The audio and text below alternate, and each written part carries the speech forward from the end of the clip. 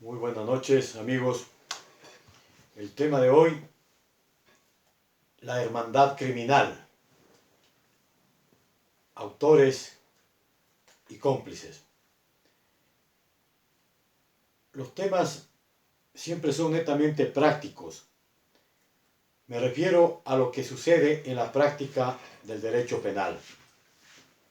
Voy a referirme a quienes son los que están inmersos dentro del proceso penal y su calidad cuando se demuestra la culpabilidad. Antes que nada, debo manifestar que en derecho penal y derecho procesal penal conocemos como el inter criminis aquella circunstancia en la cual el presunto delincuente tiene varias fases para cometer el delito. La primera fase es la ideación, el pensamiento. Luego la preparación del delito, la planificación. Luego va a la acción, al cometimiento del delito. Y pues obvio, luego a cumplir una pena. En este camino he denominado yo la hermandad criminal, porque el crimen se comete no siempre una sola persona. A veces lo cometen varias personas. Sobre la autoría existen varias doctrinas, teorías en los libros, en el internet. El tema es netamente práctico de nuestro sistema penal. Nuestro sistema penal establece la participación criminal, autores, coautores y cómplices. A los autores, es decir, a quienes participan en el delito, los divide en autores directos y en autores mediatos. Los autores directos son aquellos que cometen en forma principal, es decir, hay una acción para violentar los bienes jurídicos de la víctima. Eso se llama acción. Y aquellos que no hacen en calidad de garantes de precautelar la comisión de ese delito. Eso se llama omisión. Es decir, quienes participan en forma inmediata, en forma directa, ideando, participando materialmente en la comisión del delito. Como aquel en un delito de asesinato que llega el momento, dispara, termina con la vida de la víctima, ese es un autor directo. Tenemos el autor mediato o la autoría mediata. La autoría mediata, cabe mencionar, divide nuestro país en varias circunstancias. A quienes instiguen, a quienes ordenen y a quienes obliguen a cometer un delito. Ya sea por dinero, por precio, por recompensa, por dádiva, por cualquier situación intimidatoria, con amenaza, aprovechándose de las circunstancias de otra persona, y también comete el delito y se convierte en autor o autoría mediata, quien tiene una autoridad, está detrás del escritorio, quien tiene el don del mando. Esto habla un jurista, Klaus Roxin, que para mejor comprensión podrían acudir ante el internet y poner autoría mediata de Klaus Roxin. Para entendernos mejor, es quien dirige a la organización criminal, pero no se hace ver. Se encuentra tras el poder, tras el escritorio, como cuando sucedió en nuestro país, en el Ecuador, el caso de los pases policiales. Fueron presos los presuntos autores mientras que los generales, los comandantes, el viceministro, ni siquiera les procesaron. A diferencia de un caso reciente en el país, conocido como el caso Sobornos de nuestro Ecuador. Ahí, Fiscalía solicitaba la autoría inmediata. Luego tenemos la coautoría. La coautoría es aquella participación con actos principales fundamentales. Pero la diferencia está en que él no fue el que ideó, el que planificó, sino que es quien participa directamente en el delito en contra de la víctima. Por eso le denominan coautor, que en la práctica viene a ser lo mismo. En la práctica no hay ninguna diferencia. Los jueces no hacen ninguna diferencia. Autores ponen autores y coautores. La misma pena. ¿Por qué? Porque al ser autor mediato, directo o coautor, significa que su participación, su actividad es fundamental. Sin la actividad de ellos no se comete el delito, no se consuma el delito. Luego tenemos en el país la complicidad. Cómplice es quien realiza actos secundarios, no principales. Ayuda al autor, como el que conduce un vehículo, el que compra un arma, prepara el ambiente. Ese es el cómplice. Actos secundarios, no primordiales. La diferencia está en que si no participa el cómplice, no hay problema, igual obtiene resultado el delito.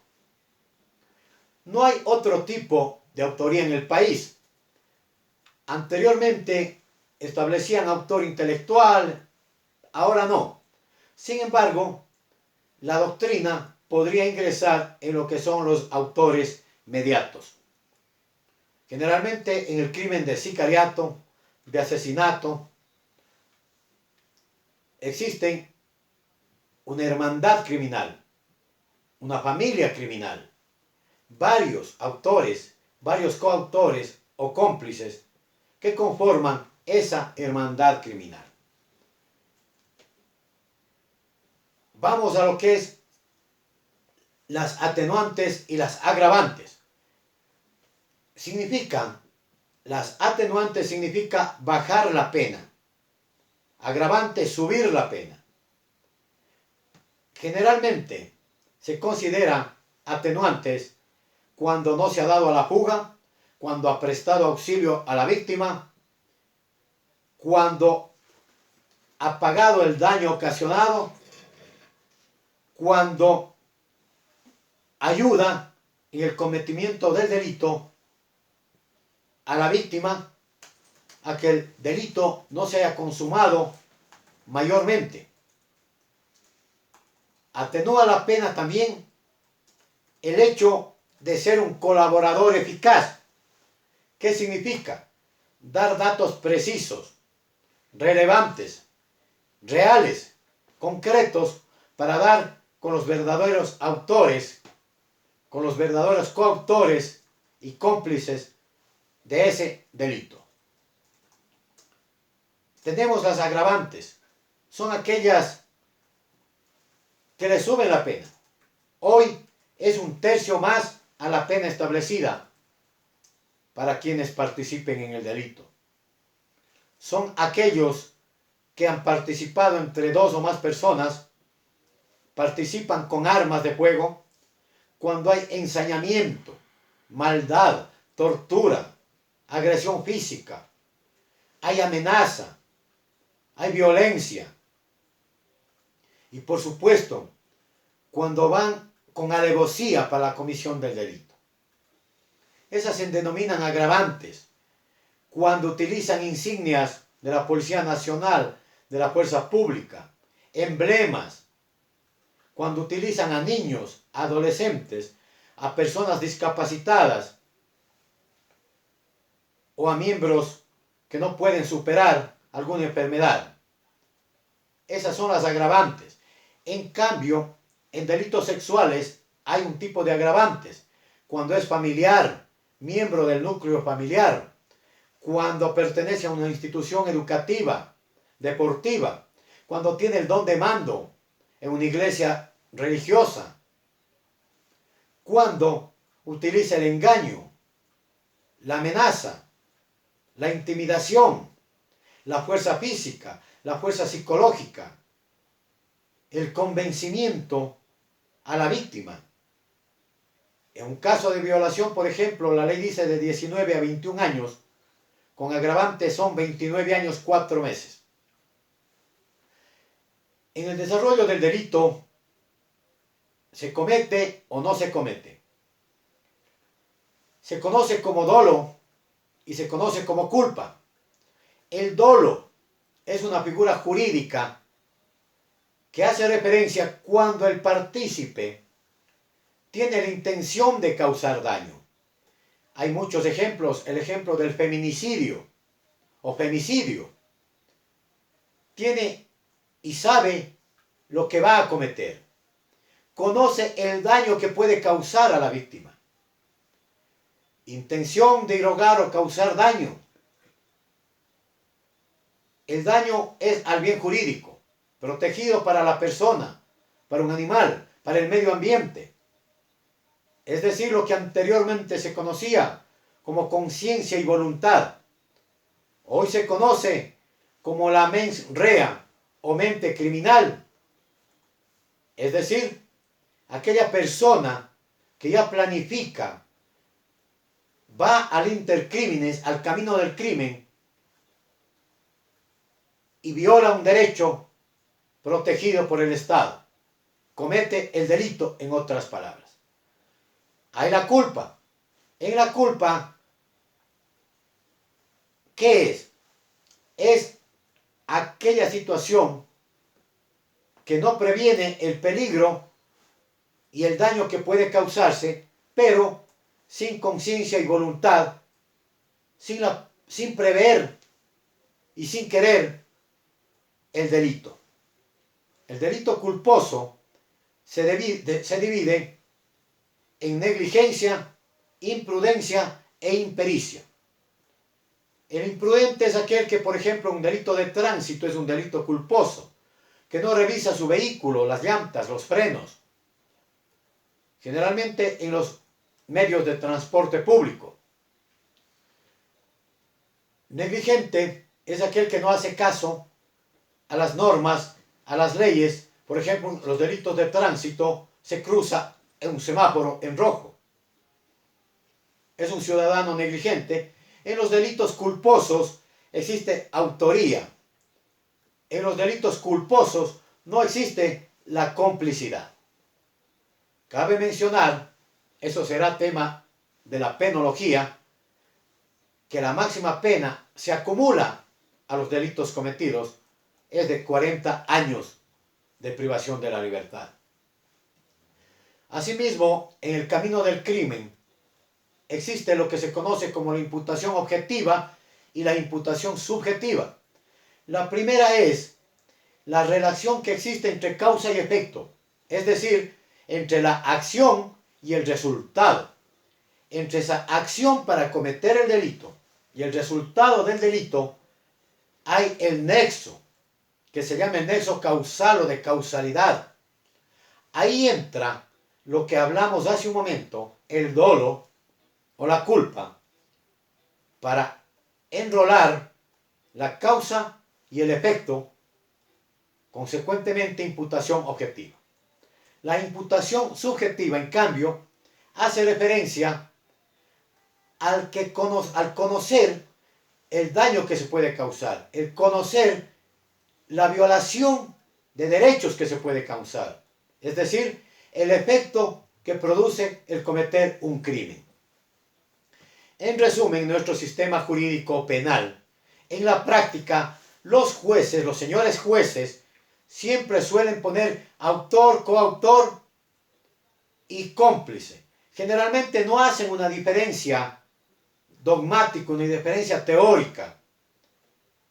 en derecho se ganan hoy en nuestro país y siempre con las pruebas.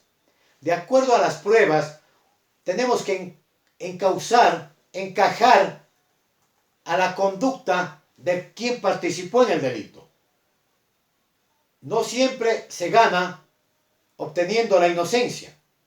Hay muchos casos en que en vez de que sea autor o coautor, que a la final la pena es la misma, se busca que sea un partícipe en calidad de colaborador eficaz. Al colaborador eficaz se le da una pena muy reducida. Al cómplice también una pena de 1/3 de lo que pertenezca al autor. Por eso en la práctica, en la defensa penal, cuando es imposible no demostrar la inocencia, hay que ir a las atenuantes, a que la pena sea mínima. Demostrar que no se jugó, demostrar que ayudó a la víctima, demostrar ese arrepentimiento, si cabe el término, cubriendo todos los daños efectuados en contra de quien cometió el delito. De la misma manera, cabe mencionar que en nuestro sistema procesal penal acusatorio se supone teóricamente que es un derecho penal mínimo, derecho penal del amigo, que garantiza al procesado. Pero en la práctica el 80% de casos es falso, es mentira. Son inquisitivos, son penas crueles, penas inhumanas, penas degradantes. Hay influencia política, hay influencia del dinero, no en todos los casos, por excepción. Hay ignorancia de algunos jueces, no de todos. Los jueces son los que ponen las sentencias, las penas. No saben, no hacen la diferenciación, no dan una valoración crítica o de la sana crítica a las pruebas aportadas. Confunden los elementos para cómplice y elementos para autores. De ahí que eso genera error judicial, eso genera mala administración de justicia. Cuando eso vemos, nosotros tenemos la oportunidad en su momento de presentar una queja a los jueces. No tengan miedo, presenten la queja correspondiente si tienen la razón. Si a su cliente le sentencian como autor, como coautor y ha sido cómplice, presenten la queja, aunque el proceso continúe. En su momento, incurren los jueces en el artículo 32 del Código Orgánico de la Función Judicial, mala administración de justicia. Los litigantes debemos estar muy bien preparados. El criterio mío es criterio de un litigante, de la práctica. Sobre imputación objetiva, subjetiva, podemos pasar años y no ponernos de acuerdo o no entender y no comprender. Están en los libros, pero esto no consta en ningún libro, es la práctica profesional. Ese ha sido el tema de hoy. Luego continuaremos con otros temas importantes, solo temas prácticos. Solo temas prácticos. Saludos a todos los amigos que nos siguen en YouTube. Suscríbase a Peach and Greenland.